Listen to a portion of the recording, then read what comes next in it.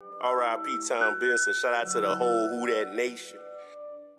Now who that? That fever, that flavor, that funk. I say who that? That fever, that flavor, that funk. Oh, who that? That fever, that flavor, that funk. I say who that? That fever, that flavor, that funk. You got that fever? Yeah, yeah, that fever for the flavor. Got that flavor? Yeah, yeah, that flavor for the funk. You got that fever? Yeah, yeah, that fever for the flavor. Got that flavor? Yeah, yeah, that flavor for the funk. I got that fever, my people. See, we not equal, my people. I'm like that dog saint underneath the steeple, my people. Got Drew Brees, he the feature, and our defense the sequel. The D-line and linebackers, man, they coming to reach ya. Make enemies some believers, cause we overachievers. DBs see 50-50 balls and we call them keepers. Y'all can follow this leader, cause Sean Payton will teach ya.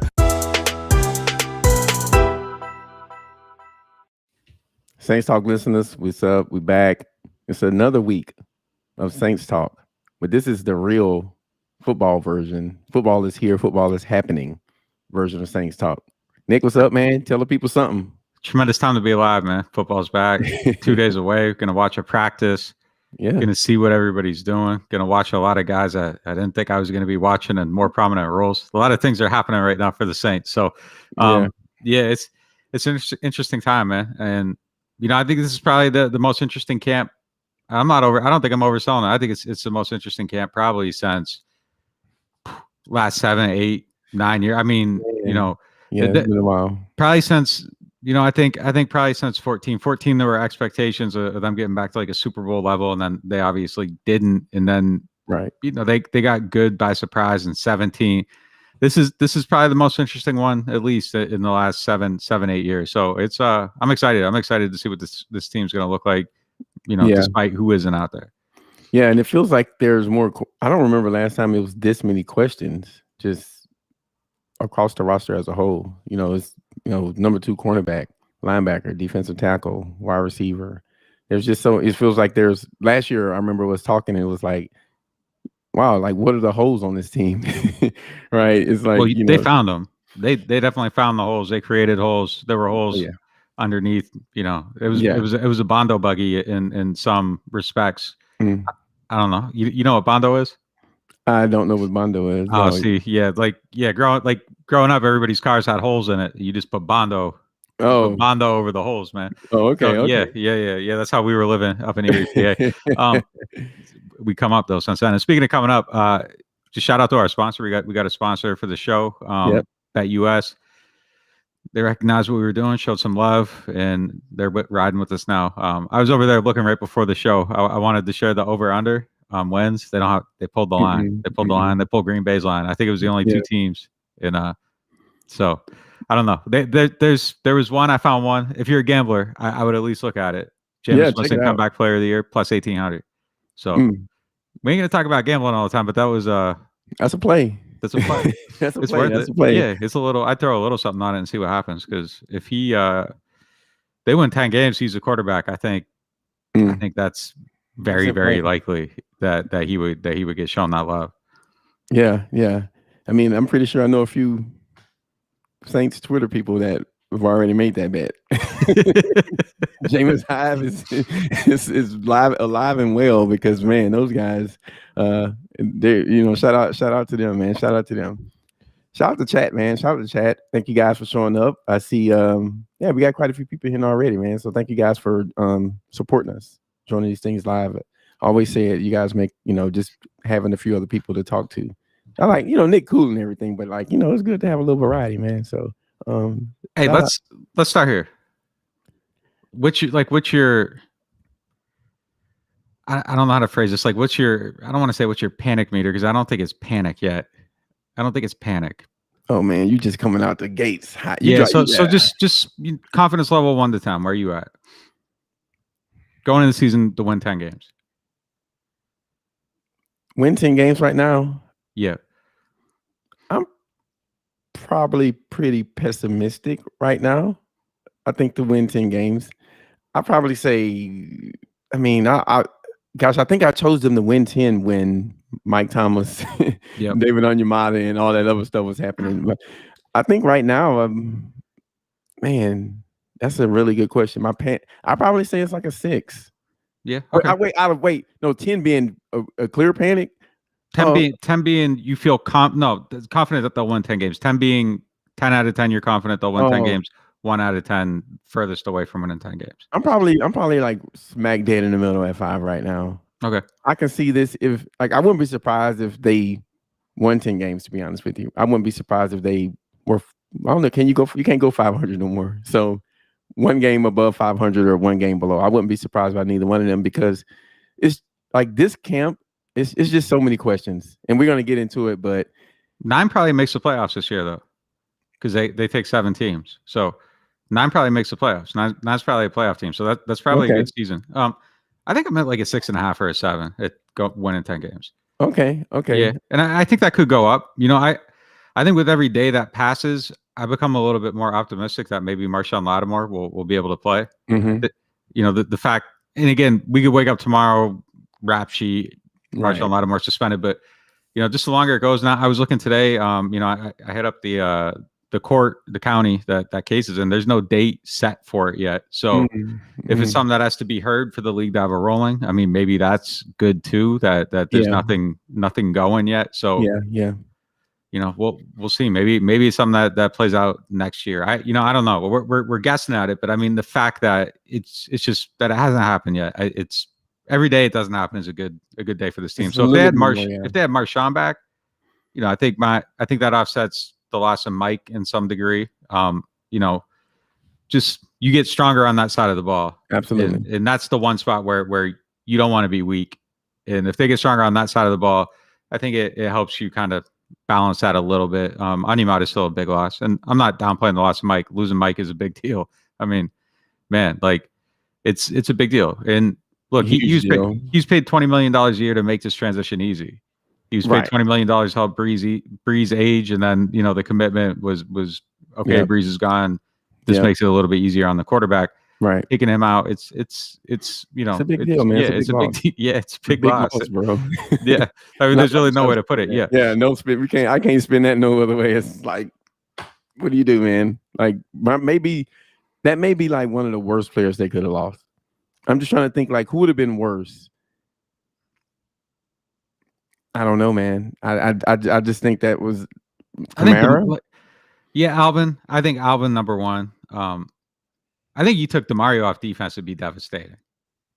Like I just don't know what you would do on. There's just nothing you could do. There's just nothing you could do. Like there's an element of like Sean Payton's still the coach. Yeah, Sean Payton knows how to get guys open. Yeah. And if that's if they're open and the quarterback is cautious enough, you can just throw to open guys and you know hope. And look, they did that last year. Look, it worked last year against Chicago, man. Right? I mean, they passed for 270 yards in that game. In the game before, all they had was Callaway and Traquan. They passed for like it was like 270 and 280, I think, in those 2 games. Yeah, like they still found the way to move the ball with a dead arm quarterback. No Emmanuel Sanders, no Michael Thomas in 2 games. Is that going to work for 6 games? You know, I think it's a little bit harder. It's a more prolonged exposure, but there is. Look, Sean Payton has gotten non-Mike Thomas level receivers open for 15 years. I think though, the difference is you need one beast. That's all right. There we go. You need the one guy when the scheme isn't getting anyone open, he's open. Right. And Breeze can throw the ball wherever. And look, having the most accurate quarterback of all time helps a lot. It helps a lot to get the ball to make Willie Snead 1,000-yard receiver. You know what I mean? Like it helps a lot. So there's so much about this conversation and every conversation about the Saints, though, that like it's just we don't know. I don't know what James Winston is. Yep. I don't know what the offense will look like if Taysom Hill's the quarterback. I don't know how any of this stuff works. I know Drew Brees ain't here, and these guys are both not Drew Brees. I mean, 2020, the 2020 version aside, like 2019 back to 06, they aren't Brees. They just aren't Brees. Yeah. Look, maybe one of them. Everything goes right for him, and he gets into that top of the league conversation, but he isn't that right now, and I can't have that conversation like that because it's just dishonest. So it's a big deal. The safety valve is gone. What do you do? I mean, look, saving grace, hope, saving grace. Giants, Washington, Carolina are in those first 6 games. Yeah, if you get out of that 3-3, you're alive. You got Anya Mata back. Marshawn's on the field, Mike's back. Maybe you get rolling. But I mean, how long do you think Mike is out? Like, if you like, what's the projected time for how many weeks to just? I mean, no one knows, right? I mean, they got algorithms now. Apparently, I didn't know about the algorithm, but how do you? Like, how many games do you think he missed? Is it 4? Is it 6? I mean, I think I'm probably just going to talk about it in terms of 6. And if it's under, great. If it's over, great. Look, we'll know. We'll know at some point because we'll know what they're thinking. Yeah. That doesn't mean that's what it won't necessarily manifest as this.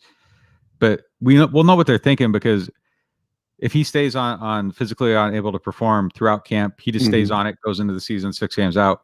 Yeah. If he comes off that, he's got to show his face at a practice. So you'd see Mike show his face at a practice. Probably everybody will tweet, "Oh, Mike Thomas is back," and then, "Oh, where'd Mike Thomas go? He went back inside after stretch and didn't do anything." Like he'd have to return for a practice, and then he'd be activated. You put him on IR, and that would mean that they would think because it's 3 games again this year on IR. So that would mean that they're thinking there's a chance it's less than 6 games. So we'll know before the season starts what they're thinking about that.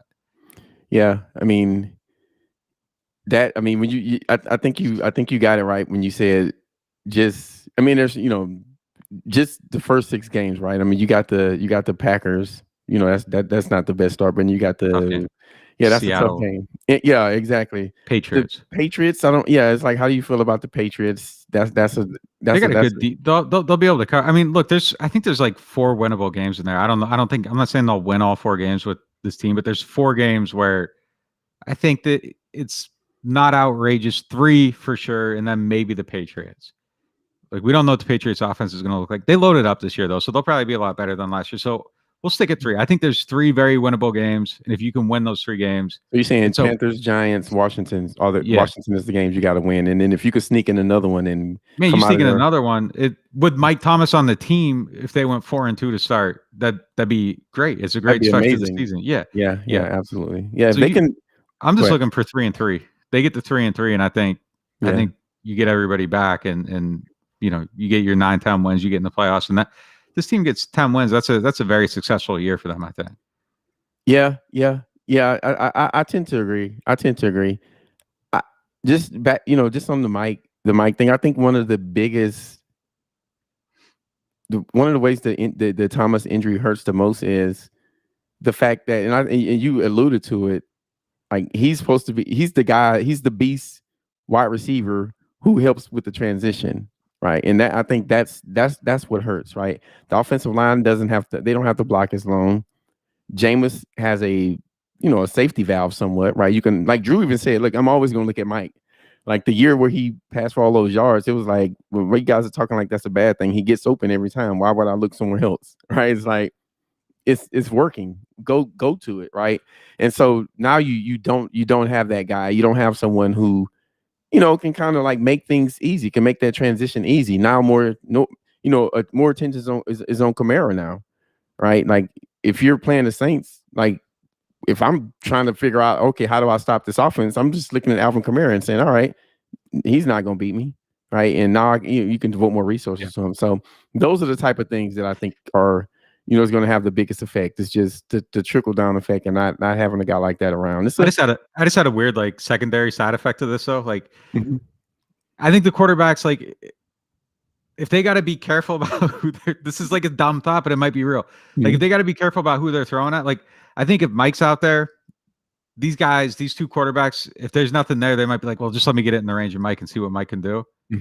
Like, those mistakes are going to be like, you aren't going to make a mistake like just being like, Traquan saved me. Like, that's not going to happen. But like, you'll be like, Mike saved me. Yeah. Okay. Like, they'll try to throw Mike open and not be godlike accurate like Breeze, and be able to put that ball on the left knee and get Marcus Colston bending down to where only Marcus Colston can get the ball. You try to make that throw with the less accurate quarterback, mistakes are made. I don't know. It's probably a dumb thought, but I mean, if it slows you down and you're like, okay, I got to make better decisions every throw because it's going to make your job harder, but it might make your decision-making process a little bit better. I don't know if that makes sense. Yeah, I get it. I mean, if I had to throw the Traquan, I would definitely, and again, this is nothing against Traquan, but when you juxtapose him against Mike Thomas, right? There's right. Yeah, Mike's going to body somebody, just get the ball, get his hands on it at the least. Yeah. He's just different. He's just a different cat, right? And so Yeah, if I know I got to throw it to Traquan, I'm a little bit more cautious about making that tight window throw. I'll be honest with you. But like now you don't. No, you can't make it. It's 3rd and 5. Nobody's open. Take the check down or something and just live to fight another play. And that's, I mean, it's going to be hard, man. There's going to be times where it's hard, and it's just on stuff that I think you aren't even looking at. Even if you can scheme it open, you're moving. It's just life's easier. Tight quarters down by the end zone. Mike on that slant. It's not there anymore. Like you just don't have those automatic plays anymore, and that's Peyton's gonna have to really coach his way out. And look, if Sean's who everybody thinks he is, he'll make this work better than I think anybody else could. Like, will it work all the way to the level it needs to? Those are the questions. I don't think anybody can answer that today because it's what's the quarterback? Is he good? Right. I mean, I think he will be, but I don't know. Yeah, Sean's probably looking at the media laughing now, like, "Oh, y'all forgot who I am." All right. Oh yeah, absolutely. Look, if they thought the situation was anywhere near as dire as me and you or anybody else, they would have signed somebody more than Chris Hogan.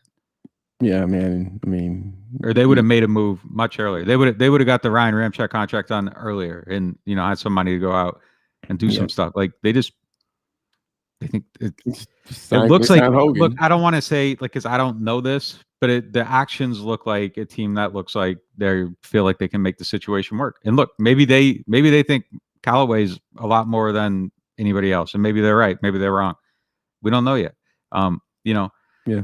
Personally, I'd feel a lot better about this team if they would have got another wide receiver at some point. I mean, wide receiver, cornerback, linebacker. Yeah, but look, I can go on. I had a lot of conversations about like how I rank needs going into the season, and for me, it was cornerback, linebacker, DM, wide receiver. I think give me a do-over. I'm moving wide receiver ahead of defensive end because I think the depth there, just even without. And I think Turner was a good pick. I think he's a decent prospect, all that stuff. I'm not saying anything about him. I'm just saying in the ranking and needs, I probably would have had a third. But look, you do the worst case scenario at any position on this team, any of those positions, it's very bad. Like you could be going into the season, if you don't get a Debo, it's PJ Williams and Patrick Robinson is 1-2 a cornerback if Lattimore suspended. Right. Demario Davis goes down. You're starting Zach Bond and Chase Hansen or Andrew Dowell at linebacker. You just go down that's just where the team exists. And if someone wants to have wide receiver above linebacker, I'm not going to fight with them. It's a justifiable ranking. I think if you want to put wide receiver above cornerback, I will fight with you on that because I think that hole's still if Lattimore's out, I think that's still the biggest issue on the team, even with a Debo. I think that's the scariest spot especially because it's you just can't hide that. You can't really coach your way around that. There's no either you can cover, you can't, and there is an element of like either you can get open, but like, and you could use your safeties to help, but like, I don't think that there's the same way out of that is another position. So cornerback 1, and if, wherever you want to rank them after that, but it's the worst case scenario. And this is the squeeze. I mean, this is the effect of the offseason. It's happening before camp. I mean, 2 spots and maybe 3. Yeah. I mean, I think it's probably fair to put cornerback number 1. I think it had to be. It's just especially because the questions about and they still exist. The Marshawn questions, it had to be number 1. Yeah, I think cornerback is probably still number 1. I think the Saints told you that's how they feel too, just by that. I mean, listen, I don't kill the Saints for not getting a cornerback this offseason because they tried. Well, they did get one. They got one in the 3rd round. So no, let me acknowledge, the rookie cornerback out of Stanford. I think letting Jack Rabbit go. I think it's fair to call that a mistake. Yeah, absolutely. I definitely, and because it didn't work out. And look, if you're going in the draft thinking you can trade 2 first-round picks, you're probably pretty confident you can get into that range to get the guy you want. But they couldn't, and it didn't work out. So he was gone, and they could have found a way to keep him. It could have worked financially. And they made a decision. I think it backfired a little bit. And I think if everybody was being honest, I mean that's probably. I think that's a fair assessment that maybe that one shouldn't have happened. And Mickey's even said that he would have liked to find a way to have kept him, and they didn't. So yeah, I mean, I think you can get on him a little bit about that. Yeah. I mean, I guess the point I was making is I won't kill him for not being able to like draft one, right? Like they tried to draft a cornerback in the 1st round. I'm pretty sure they had a few targets, right? And it didn't work out. Now I can criticize. They created that though, so I think it is fair. I think you gotta. I mean, you can take it however you want. Anyone, I gotta hold them to the fire a little bit on that one. Yeah, I'm not holding him to the fire. I like I said, I'm not killing him for not being able to fill that hole after the draft. I think you can kill him for saying, hey, like creating a hole from the start. Yeah, I guess that's the point I'm making. Yeah, I'm on the same page with you. Yeah, that's the point I'm trying to make. Yeah, like they and sometimes that happened last year. Last year you can see that they got rid of. I mean, this is a different situation, but they know they want to replace Warford. They drafted someone, and then he was gone. Which they didn't have that. Like, I mean, a lot of weird stuff had to happen this year, though. And I like if you had to overplay your hand and then it didn't work, like it's a year where it makes sense that you were forced into a corner and the moves you thought you had out didn't work, and you couldn't. You know what I mean with the money. Like, I think a lot of stuff had to happen. So, like for a year, for that to happen, it's understandable how it did happen. But maybe that isn't the spot where you take that risk. Yeah, I mean, I agree. I mean, I think they thought it was a cap situation. I think you said that, hey, they could have made it work, but I don't know if they feel differently or they feel confident that they will be able to, be able to get one of the guys that they targeted. So I think they were confident. Yeah. And sometimes that sometimes that work out and we call them geniuses. Sometimes it doesn't work out and we call them like they don't know what they're doing. Jeff Ireland is no longer a good GM and Sean Payton can't coach, right? And people are entitled to their opinion. I don't really have an opinion on what side people fall on, but yeah, I just think that I think you can blame them from any hole they created because it's their roster, right? But just I think they did once they got rid of Jack Rabbit. I think they tried really hard to get a cornerback and it didn't work out, and that's just how it is sometimes. They're not in full control of that situation, so you can at least see the thought process there. Exactly.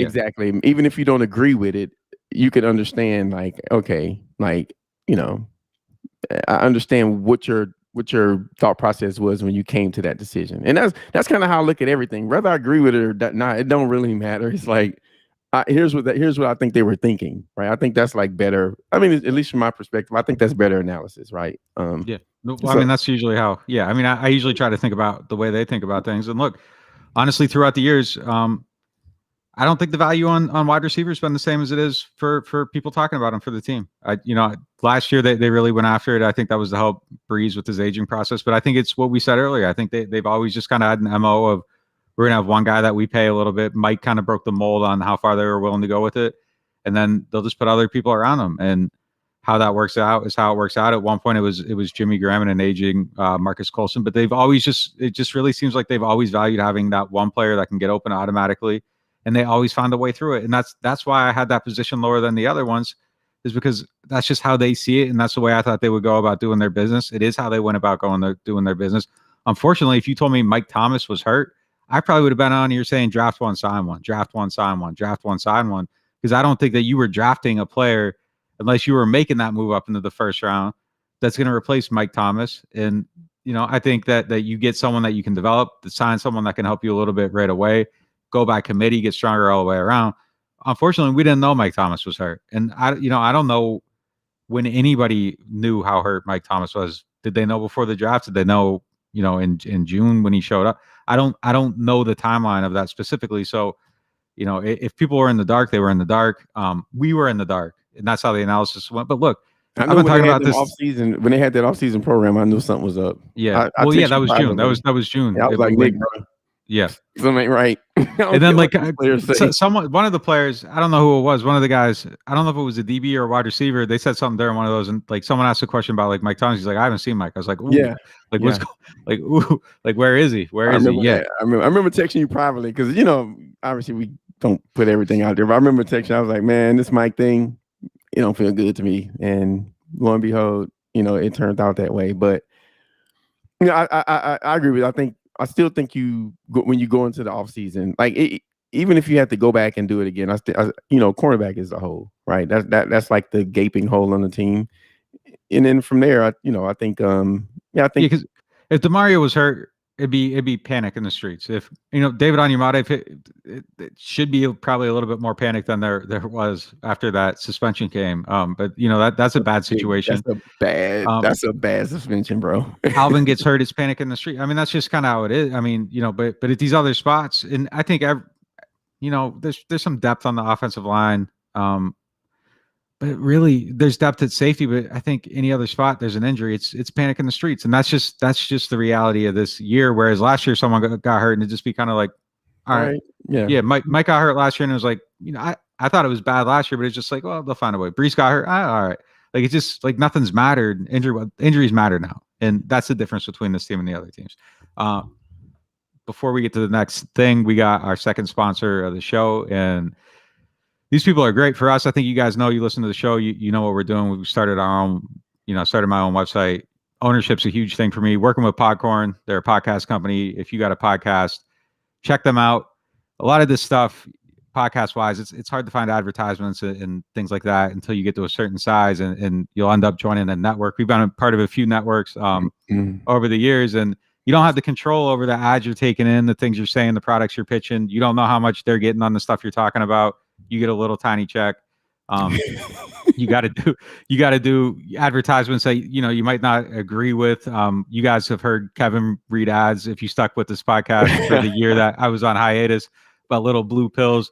You don't want to hear us talking about any of that stuff. So you own your product. You control what you're pitching. Hook up with Podcorn. They're a podcast marketplace that connects podcasters to amazing sponsorship opportunities, host Reddit ads, interview segments, a lot of different things. You can go on there, cut out the middleman. You take the ads that you want. You go about it. You do your business.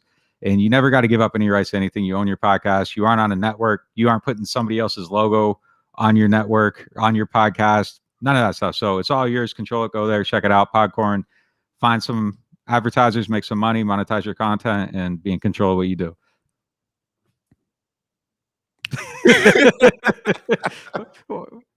That ain't the blue pills we're talking about. Just a little Advil, bro. Just a little Advil. I don't know no pill but Advil.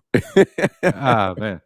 Yeah, I knew you was about to kill me with that. I was like, okay, here we go. Yeah, here we go. There were some uncomfortable ads during that year, man. Hey, you guys had to get the money though. You had to get the money. I used to fight tooth and nail not to have to do those things. And they would just get sick of me and relent. But yeah, bro, those checks were $20. Yo, Ian buy the pills. Bro, Ian, nah, bro, come on, chill out. Ian was like, bro, just keep it. Just you mix the pies, you do all this stuff. You deal with me, just keep the 20. Ain't worth the Venmo fee. Yeah, bro, I was using it to pay for the podcast platform, man. It was bad. I'm glad you came back. Yeah. All right, man. All right. So where were we? We were talking about just some of the holes the team had. So yeah, I just closing this topic, just because I want to get into like a training camp preview and whatnot. Any position like after CB, when like you said, CB is one, and I think from there it's just subjective, right? And everybody got their own point of view. I'm not going to mention mine because it doesn't matter. But I do think you had wide receiver higher coming into it. You had a wide receiver higher. I mean, and look, it's fine. Look, it's very easy. You know what I mean? Like you can rank them anywhere, and then an injury happens, and it's like, oh, you were wrong, and this guy's right. Look, maybe I am wrong. Maybe I'm not. I have my own beliefs about the position, what the coach can do. But look, here's the thing. I've been talking about this team for 8 years now. Like, not every single opinion I've had is right.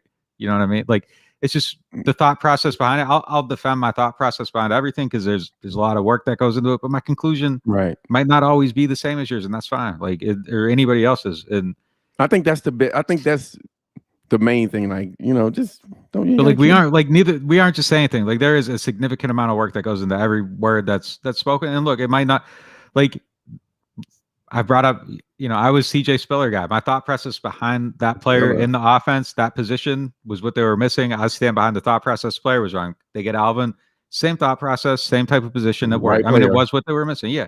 Right, so I mean, not every conclusions. No one's batting 100% around here, man. Yeah, like I said, the point I was gonna make is just that I think the team thinks about, and you said it, but I just want to reemphasize it. The team thinks about that position different than the fan base does. Yes. And the fan base they just need to learn to live with that, right? Or root for a new team. You know, you got a decision, but like he just sees it differently. That's it, right? We don't need to guess about it. He drafted Mike in the second in 2017. He drafted Traquan in the third somewhere 2 years, I think 2020, and that's it. They don't value the position. Drafted Cooks in the first and 14. I mean, there's been some emphasis on it, but look, Cooks came post. You know, it was at the end of Colson's run. You know, and then once they got the other guy, they got rid of one because they didn't need to. Yeah. And look, he started to get a little, you know, there were some things behind the scenes that were starting to get a little rough behind the edges, but really, man. Yeah, shout out to Brandon Cooks here. Like he spotted Breeze's downturn before anybody, and he was probably right. Get me out of here. He was probably right because he was mad about like him not being able to throw the deep ball the same way. And yeah, that's fair. That's by 17, they were changing the offense. So I mean, it wasn't. But look, I mean, if things were all good there, you know, and he was still valuable, I don't think they traded him to make their defense better. So it's just how they looked at the position. They had one, they didn't need to, and that's just really the way they've kind of operated for, you know, since inception. Few years, yeah, absolutely. Since inception, yeah. Last year was the exception, but we saw why they felt they needed to build a better structure around Drew Brees. Yeah. No, I get it, man. Yeah, but just y'all watch our takes out there. You know, just keep it cool, keep it football, and everybody will be fine. So let's kind of get into let's a training camp preview, right? So open question here. What do you think is I mean, it's obvious as it can be, but what do you think is the biggest thing you're watching, like looking, because their first practice is Thursday, Yeah, boy, man, I haven't even thought of this because like it was like his mic out there is it's quarterback, obviously. I mean, I'd like to give a much better answer than this. It's number one thing, who's taking the first rep, who's taking the second rep, won't even matter because the next day it'll probably be reversed, and they'll probably keep that even throughout until there's a clear winner, just to keep people from being able to guess at it. So, and you want to get a look at both guys with, number one receiver Traquan Smith, Bro, don't play with me. Like, don't mess with me, man. Chill out. But I think after that, defensive tackle, what's going on there? I think that's probably my next main thing. And going to number 3, it's cornerback and how those guys are playing. I think those are really the main things on the team. And I'm just going to say it again. Like if quarterback is good, I think there's a chance to survive the early part of the season. But if it's not, it's going to be bad. And really, I think everything that's happened still hinges on that, because all this stuff is short term. Hopefully, Mike included. Hopefully that ankle gets right and it doesn't linger. And man, I don't know, man. I'm pessimistic. It's hard to be optimistic at this point. It's hard to be optimistic. Optimism was last year. Exactly. Yeah, it's just we're still talking about the same thing a calendar year later. Yeah. It's I just think that injury is gonna. I think he's going to be dealing with that all season, right? I hope I'm wrong, right? But I just think it's like he just had surgery. He just was it like June 20 something. I don't know when he had the surgery in June, but like I talked to a surgeon, not the surgeon, a surgeon, just about that injury in general. And people that read the story, they saw it from the time of the injury, 6 to 8 weeks. I was told it has to. Okay. I'm not going to use the technical terms, but like basically it has to scar over. And then the ligament has to, that they put in has to just attach and become natural, right? Okay. So like for it to heal, 6 to 8 weeks to heal, and then 6 to 8 weeks to start cutting and running. And, I think from there, once you're good to go, it's just getting into shape and getting it going. So do we know if he had the surgery at the start of June, or was that reported? I'd say around minicamp, mid-ish June. Yeah. Okay, so you could probably safely assume that it's been 6 weeks since he's had the surgery. Ish, yeah, 5. Yeah, because mid-June, and then it's 4 weeks in July. 1, 2, 3, 4. Yeah, okay. So call it 6 weeks. So okay. So you're looking at Mike coming back maybe mid-September, something like that. Yeah, I think that's probably optimistic. Just being realistic about it. I think that there'd probably be some apprehension about going fast with this one just because of how last year played out. I think if you can take your time and just really, really make sure and not rush it and, just wait until it's right all the way. I think that's probably the way I would lean with it. Just, Okay. again, yeah. I mean, just given the way it went, just he rushed it last year, linger. It's just this like whole thing. Just like take the time to get it right and just get it right. Yeah. Yeah. Okay. I mean, yeah. I mean, I agree with it. So if it ends up being like late October or something like that, which would be like I think 6 games, and he would have been out like all of July, August, September, October, which is 16. That would have been like 18 weeks or something, right? If he comes back after 6 weeks, it would have been like 18 weeks since the surgery. So just putting together a timeline. So that's 4 months plus 2. It's a 4-month. Okay, yeah. So yeah, 2-3 weeks longer than the projected. Yeah, exactly. So I mean, the projected timeline it makes it seem like he could be back at the beginning of October, but I don't know. I think that's probably. I mean, that's like week one, like 1, 2, 3, 4. He would be back week 4 against the Giants.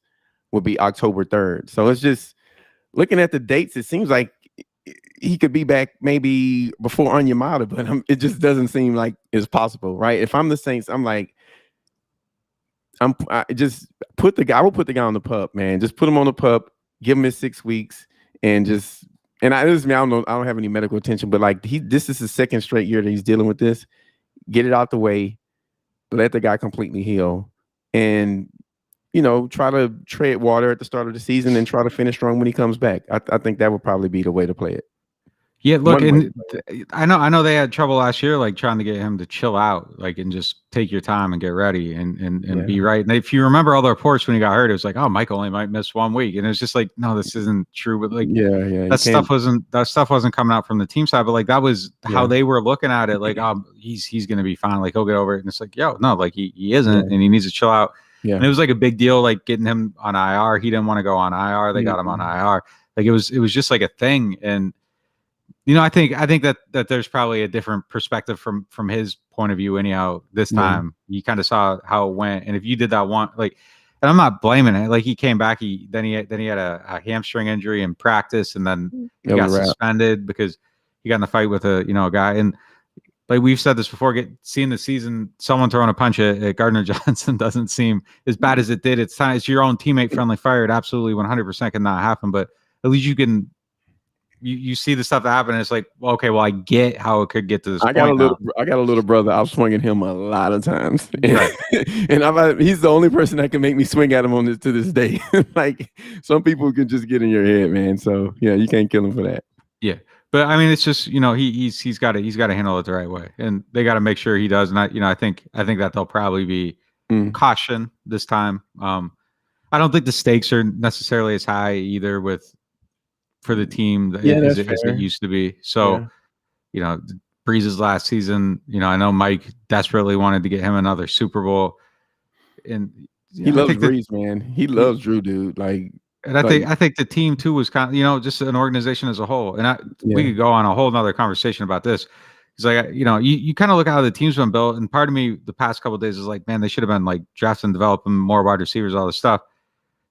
For the last few years, it's kind of just been all in on like what's good for right now, and now everything's transitioned to like, well, this isn't good for now in the future. Right. And it's hard to operate with that philosophy when you're on the other one. They did build a good structure for now, but there are a couple of pieces missing from it, and it's just you got to reconcile some of that and just kind of separate the two, I guess. I mean. But yeah, I wanted to come on here and be like, like they should have been doing this with wide receiver. And it's like, well, they signed a veteran. They put him with Mike Thompson. That was the best thing for the team then. Last year, I thought that they addressed wide receiver. I mean, they did for them. And it was right. It was I was like, okay, finally. Right. I can't. Yeah.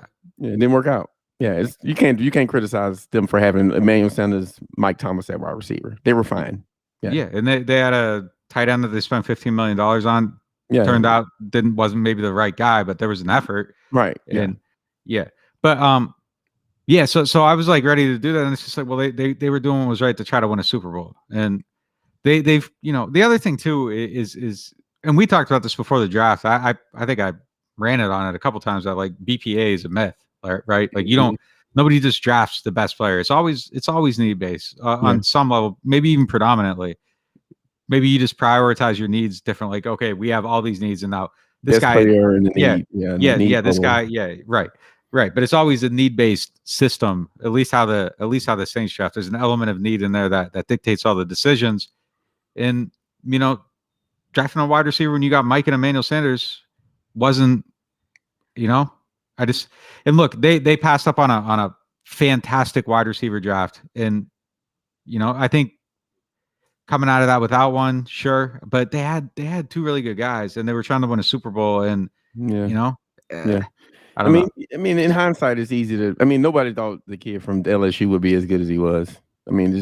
If they did, then people, he would have been mocked higher, right? So, that happens. But, last year I thought they addressed, Emmanuel Sanders coming into this offense, he had a slow start and Drew never got right. Just nothing went right. Mike got hurt. Nothing went right last year, right? And that's just how it turns out sometimes. The draft being what it was, I can't say anything to anybody that says they should have did different things because, man, like, it isn't there yet. Maybe it'll get there. But if someone right now today is like, they should have did this, and this, all right, cool. Like that's your opinion.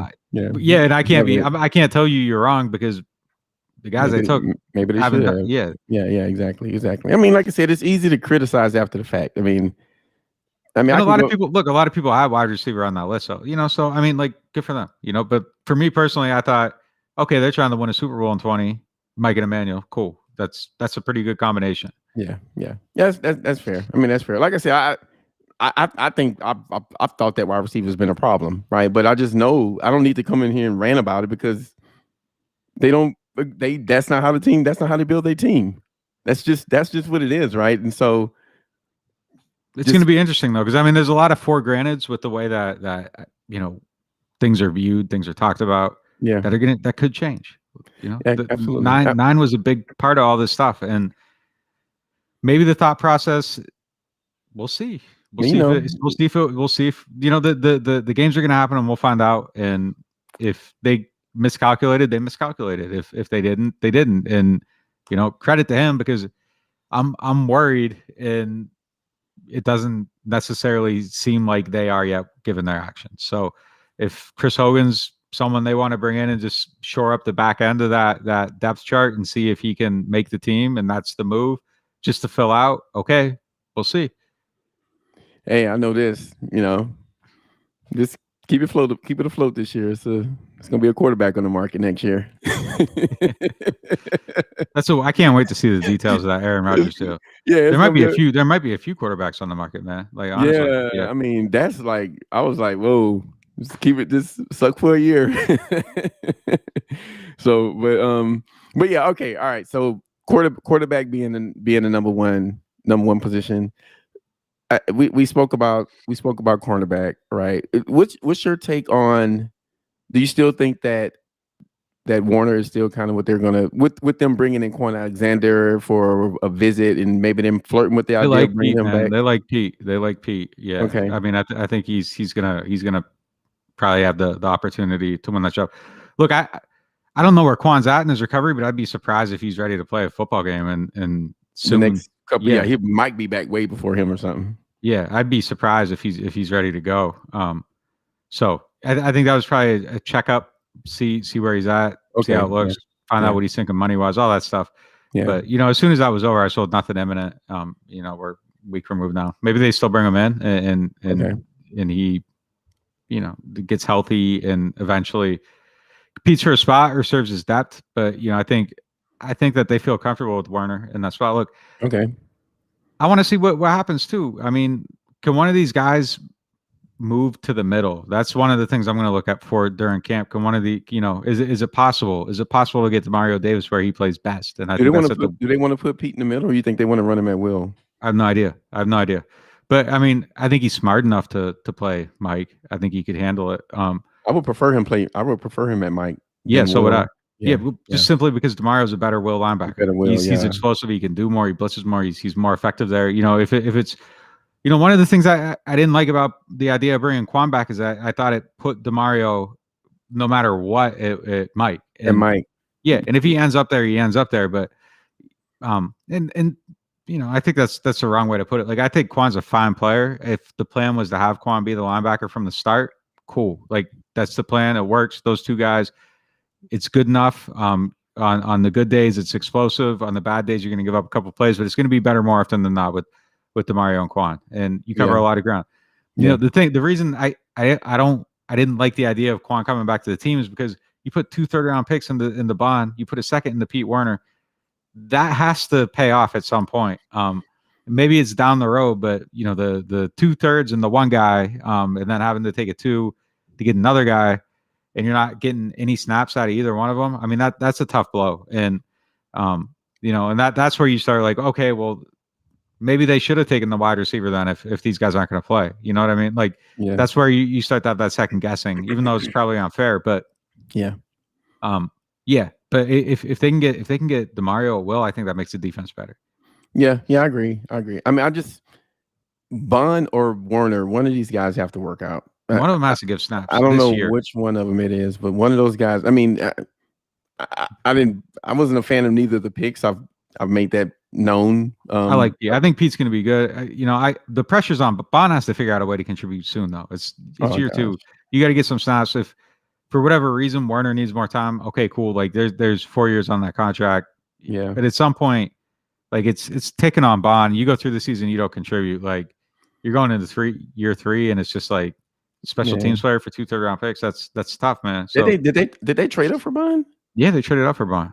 Oh gosh. Man, yeah, they traded future 3 and they to get him. Yeah. Oh man, what a disaster, man. Yeah, maybe he contributes and surprises you. Yeah, I mean, I hope I'm wrong on both of these guys, right? I hope they both are amazing, but I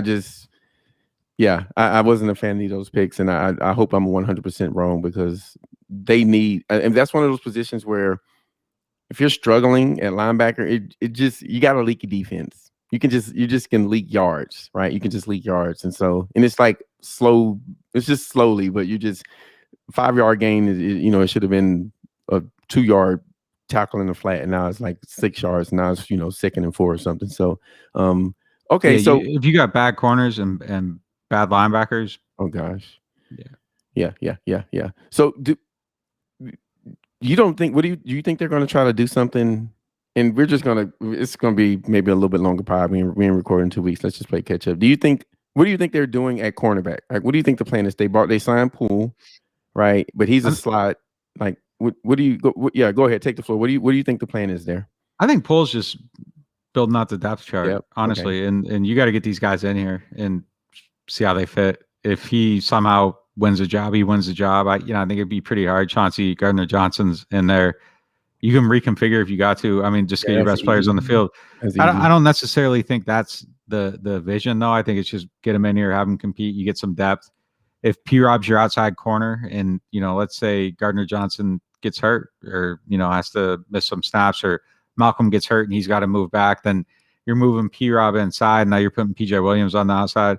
I think that this kind of just prevents that. If he makes the team, you just got some more depth at the slot position. If P-Rob's on the outside, it kind of keeps him there, and other events aren't going to move him off and make your defense worse. You could get him on the field in dime situations, but it's cornerback. Like, something always happens, and he's going to play some snaps. If you don't need a guy in week 2, you might need him in week 15, and it's going to be cheap. I bet that's a vet minimum deal or something close to it. Way the cap works right now, it's only the top 51 guys. Ian Book's on there for 880 some thousand. Okay, okay. So vet minimum guy would be in the 900,000s. You offset it. It's going to cost a few $1,000. If it's a veteran minimum salary benefit deal, it's not counting anything.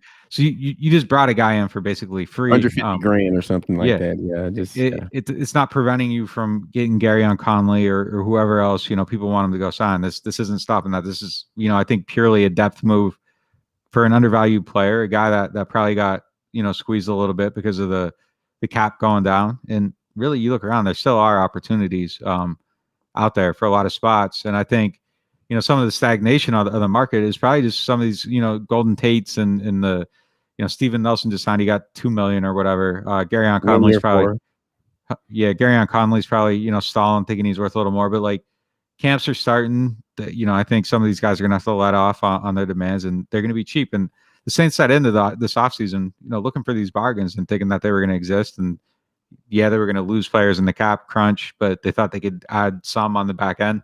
I think that's all that move really is. It's just, kind of bringing in one of those guys. What do you think about, what if I invoke the name Mark Barron and Deion Buchanan? I think played for the Cardinals, right? You think I just started brainstorming. I was like, okay, I wonder if and I'm not saying permanently, but a package, like maybe a nickel package where you basically use just Chauncey as kind of like that big wheel or like a small wheel like they did with Mark Barron and Buchanan for a little bit in Arizona. And they do some of that now, though, I think. I mean, they do some of that now. And they did it before with Vaccaro sometimes when they had the three safeties. So, I mean, they do some of it, but yeah, could it become more prominent? Yeah. Well, it would be three safety, three deep. It would be three safety, three cornerback in this case, not big nickel. This is like, straight dime. Yeah, straight dime. Yeah, I could see some of that for sure. Yeah, just some versatility and, especially if you aren't feeling great about, linebacker 3, so yeah, for sure. 2. Yeah. yeah, exactly. I could maybe see them running, maybe pulling back on in passing situations, pulling back on nickel and they ran dime last year. Like maybe this year you just incorporate more dime and the idea is to get your best players on the field, right? And sometimes it would be dime with 3D linemen and 2 linebackers because that's where your talent was. But I could see a scenario this year where it's 4D linemen and 1 linebacker and just the rest DBs, right? And that way you can get Poole on the field if you feel like he's one of your better cover guys out the slot, and then Chauncey Gardner-Johnson can kind of be that overhang defender in a lot of ways. So that's just something that I'll when I'm not going to see it in training camp, obviously, but when the season starts, it's kind of something to pay attention to. So yeah. Who do you, if you have to pick, right? And this is the speculative part of the pod. If you had to pick a player that was going to make a jump this year, like I'm thinking the obvious names are, Davenport, Cesar Ruiz, Zach Bond. I had someone else in mind. Oh, Adam Trotman, Marquez Callaway, some of the young players who, have the potential to step up. If you have to pick maybe a couple of those guys, what would be some of the guys you're looking for to kind of take that next step? Well, I mean, out of the group you said, I would probably put my money on Callaway just because I feel like the actions are telling you that there's an opinion of him that's pretty high. And, I think if they, again, it's just reading into things and maybe it's not actually there, but I just feel like if they didn't have confidence in him, that there might have been another move at some point, just to bring someone in to get better wide receiver. So I'd have to I put a little bit on him, just out of that group. I'm trying to think if there's really anybody else beyond the guys you said, because I mean it's a lot of proven commodities, at these other spots. I mean, they didn't bring in another tight end. I mean, they brought in Van Nett, but you said Troutman in your run. I'm just trying to think if there's anybody else beyond the people you said. Okay, I got you. Yeah, I think for the most part, for the young players, that's pretty much it. I mean, Davenport obviously is someone that's got to. I mean, I think this year in general, there's a lot of guys who needs to step up. Davenport has to play better. JC said Granderson. I mean, yeah, I agree with that. I think that he can probably. He weirdly broke out, but didn't break out enough for it to be loud. But I think that he's definitely a candidate in there. I liked, we do the stupid thing where we scout workout videos. I liked his workout videos and some of the stuff he was showing. Those spin moves on people that weren't actually trying to block them were nasty. But look, I think he's a good speed rusher, and he's going to do some things. Man, is there anybody else? I think Chauncey's going to get better. Gardner Johnson, I think that year 3 that you're going to see even more growth from him. So he's somebody. But he's already established. I got a guy that people don't typically think about him this way, but I think McCoy is someone to watch who may make a big jump. Yeah, he's someone I'm looking for to make a big jump this year. It's weird because I see him it's him and Gardner Johnson came out the same draft class, which is I'm like, wow, okay, it just seems like one guy has been in the league forever, right? And but yeah, he's a young player who I think could potentially make a jump. So he's someone I look at. But it seems like when you look at say you grouped Marquez Callaway and Traquan together, one of those guys have to be better, right? One of them, it has to be better. Troutman has to make a jump. right? Ruiz has to make a jump. Davenport have to make a jump. It just feels like there's a lot of things have to hit, right? The margin of error is so much smaller this year that they just have to get good play out of these guys. And maybe they feel like these guys will, but I just think that it just goes to what we were saying at the top of the pod. There are a lot of questions. There are a lot of questions, and these players at these positions, it's pressure on them to make a jump, right? If Trautman's not a good tight end, that's a huge hole in your roster, right? That's a huge hole. So I just think the margin of error is just so much smaller this year, and it's just like you see the Mike injury, right? That's the Onyemata suspension. Those like we spoke about Onyemata earlier, and it was like, man, they can't lose him, and what happened? They lost him, right? So I just think that's the reason where you kind of think, okay, man, this is it's a trickier season to try to project, right? No, it is 100%. It's yeah. I mean, look, the guy touching the ball more than anybody else, like we don't know. Man. And it was easy to kind of be like optimistic about those things when everything was looking right. Yeah. When things start looking bad, I think it's easy to get super pessimistic. It's probably somewhere in the middle of the two. I mean, some of the things are going to go right, some of the things are going to go wrong. Hopefully, more of them go right than go wrong. I think there's still enough talent around.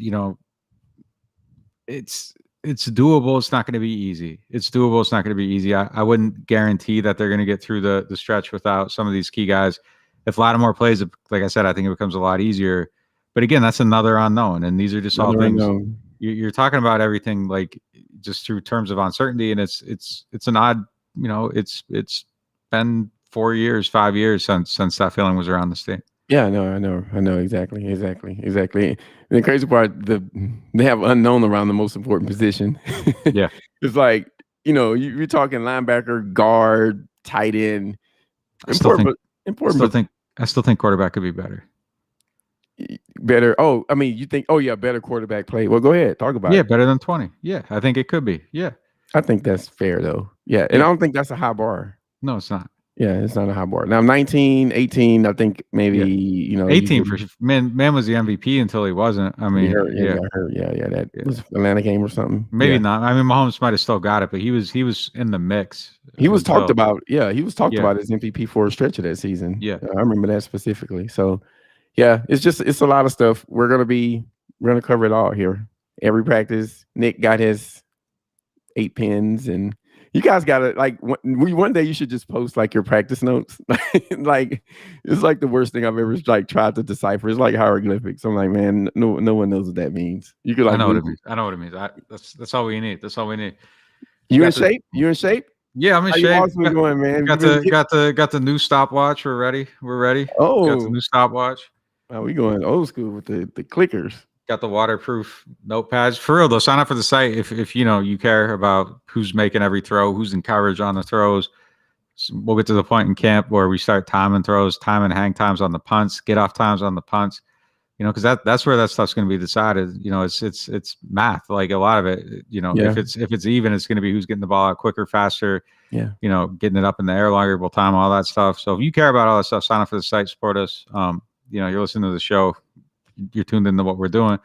There's more, and signing up for the site helps the podcast. And I promise that the daily practice notes will be worth your time and your money, and your support helps us get better at the stuff we do. Yeah, man. I would probably say that's probably where you shine the most. Like your practice reports are like. Thank you. Yeah, they're pretty. I don't pump your head full of hot air. I'm the one that does it less than anyone other than maybe the boss. But she probably just tells you you just get better, boy. But yeah, those practice reports they're good. I promise you. Anyone who's ever read one of Nick's practice reports, they're off the chain. He's punter. I mean, he had punter hang time in there, man, along with. Guys snap counts and where guys are lining up and, who's doing this, who's doing that. It's like way too much detail, but that's exactly what you guys are here for. So check it out, support it. Go to the site now. I mean, there's a bunch of articles there. Mike Thomas, how Coach Payton's going to have to do, coach this job, the training, some of the questions they got going in the training camp. I mean, the coverage hasn't stopped, right? So if you've been on break for a couple of weeks, go there and check it out. There's a bunch of articles there. Support, sign up, rate the pod, like on YouTube, so notification bell on YouTube, subscribe on YouTube, support the sponsors. Anything you can do to help us out, we appreciate it, because without you guys, this thing don't happen. So, man, we'll see you guys in Hold on. Let's do one more check. Where you at? We just talked for an hour. Do you still feel, is your number on 10 wins still the same as it was when we started? Yeah, I'm 5, man. 4.5 to 5, 4.5 to 5.5. I'm just in the middle right now. Oh, you dropped down to a 4. No. I'm just saying. I was saying 5 earlier, so I mean, you could just say 4.5 to 5.5. That's still an average 5. Right. Yeah. So I'm just saying 5. Just count it as 5. It's the questions, man. Question at quarterback, question at tight end, question at wide receiver, question at defensive tackle, question at linebacker, question at cornerback. Like, right? That's 3 positions on each side of the ball. Right. You can even say questions at guard. Well, we know who's going to be there, but we don't know how good those guys are going to be. So it's too many questions for me to be optimistic right now. I can see a path for success, though, and I want to be very clear about that. I can see that if they're good, I'm not surprised. Right. It just means some of the things I had questions about worked out. Right. And, I can guess, and I can come on to this pod and say 9 wins, next pod 10, next pod 11, next pod 7. And I'll just replay the one I was right on. But at the end of the day, it's just a lot of questions. So that's fair. All right. What about you? Did you talk yourself into? No, I'm still where I am. I still need to see some things. 6.5, 7 is what you said. Yeah, 6.5, 7. Yeah. Okay. Yeah, we'll see. I mean, I think first practice is Thursday. I think they probably won't be putting on pass until next week. So, man, if Jameis comes out looking like MVP and Jameis Hive is going crazy, maybe that 5 is a 6 the next pod. So we'll see. But until then, I'm just gonna hold it down there in the middle, right there. Play it safe. So, thank you guys for showing up. Man, we back. Football's back. Practice reports are back. Training camp is back. Everything is good. Everything's gonna be all right. So, thank you guys for supporting us. Thank you guys for showing up tonight. With that said, we'll see you next week. We out.